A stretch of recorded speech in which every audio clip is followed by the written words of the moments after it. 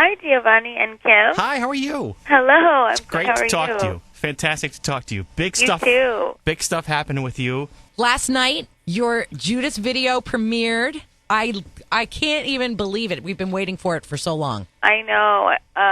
It's one of my. It actually is my favorite video that we've done.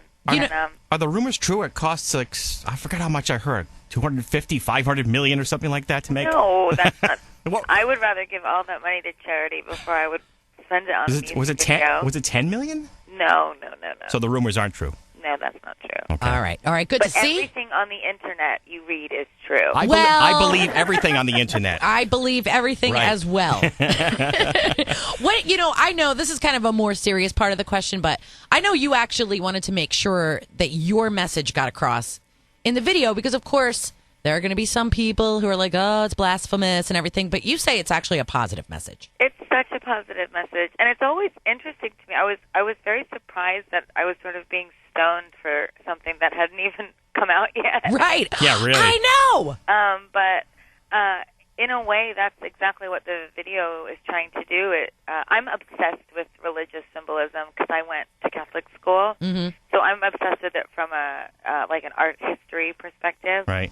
And Judas, is portrayed today in modern society as this really awful person. And I really wanted to sort of liberate everyone's Judas. I think everyone feels like a Judas sometimes. Everyone feels really misunderstood, or maybe you've made mistakes, or you feel like you're, the dark horse. And in the video, it portrays the Judas kiss, which was when, in the biblical story, was when Judas kissed Jesus on the cheek to reveal him to Pontius Pilate before the crucifixion. And what I did is I just portrayed that moment really as a moment of theater where all of the apostles knew, Jesus knew it was going to happen, Mary Magdalene knew, and it's meant to say that destiny is twofold.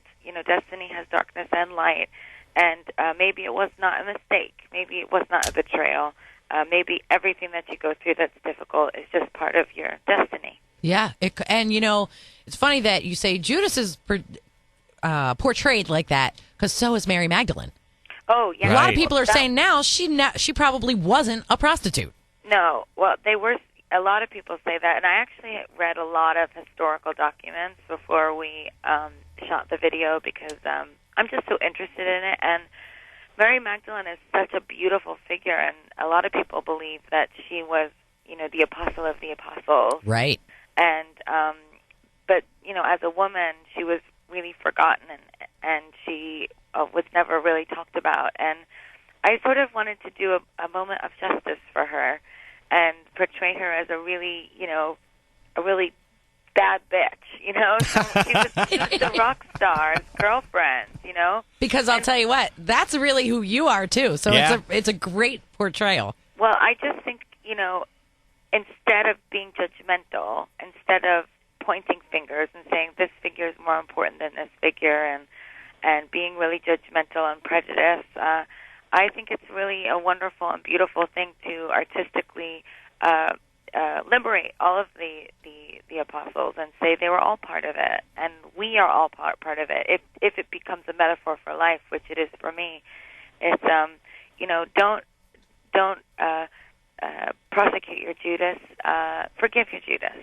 Forgive those people in your life that make things difficult for you, or forgive that part of yourself that betrayed yourself, and just celebrate life and know that it's part of your destiny. I think everything you're doing, Lady Gaga, is great. I think it's great for Top 40 radio. You're calling a lot of attention to this format, and the music is obviously the big part of it, and the videos and everything you're doing.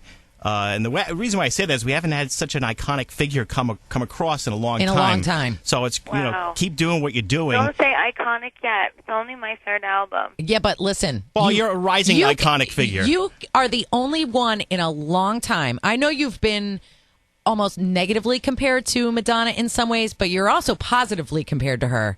She was pretty much the last one. Who could pull off a meat dress but you? Yeah, really. No one.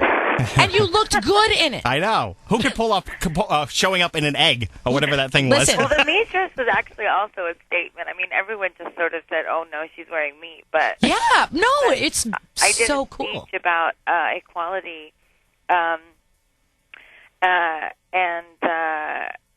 when I gave that speech, I said the equality was the prime rib of the American Constitution. So I then wore the meat dress with the soldiers to the VMAs. Or prime rib. Well, my godson saw you in one of the trash mags, and you were like very understated. And he's 7 years old, and he went, "Ooh, that's a different look for Gaga." It was awesome. You know, what I like to say is, if they're saying stuff about you, no matter what, it's good. Yeah, You know. absolutely. So I wanted to ask you about SNL. You're going to be on the season finale, right? Yes, I'm going to be on with Justin, so that's very exciting. Are you guys performing together? I believe we're doing some skits together. I was just going to ask you. I was hoping you're going to do a skit or two. please He's tell so me. funny. Please tell me one of them's a digital short. I'm not revealing anything. We're just going to have to think watch. that means yes. But I will be singing lots of new songs and doing skits. And, I was a theater student when I was younger. Oh, really? Which was, sort of par for the course for being bullied when you're in high school. Yes, very true. Very true. But it's serving me well now. Absolutely. Good. Well, and you've done more for kids who are being bullied than so many people because you talk about it so much. And I really care about it, and this record, I mean, the first single, I put out Born This Way first because I sort of wanted to make the overarching statement early on. And then now we put out Judas, which is, more indicative of the sound of the album. It's really hard-hitting, really slow. I call it sort of industrial techno, fantasy rock, dance music. wow, that's quite a. we're gonna next time you introduce her song on the air, Gonna have Gio, to you do gotta that. use that whole thing. I'll just pull You that have to- clip off. The whole thing. I'll pull you off the interview saying that. Just be detailed about the genre. Absolutely. It's also pop. Okay, yeah, it's also pop. Okay. Either way, that's no gonna matter be what hard it's for me called. to get in my iTunes. By the way, they don't have that category. I have to type it in. So I'm calling them immediately. All right, you do that. And and I don't know if you have a chance to between now and the time you do the SNL thing, but if you can read Bossy Pants, I just started reading it. Tina Fey's new book. It's really funny. Oh, good. I will. Okay, good. We love you, Gaga. Thank you. Thank you. Thank you so Thank much. you. Thank you, Thank Lady you so Gaga. much. Take care. Thank you. Bye. Bye bye.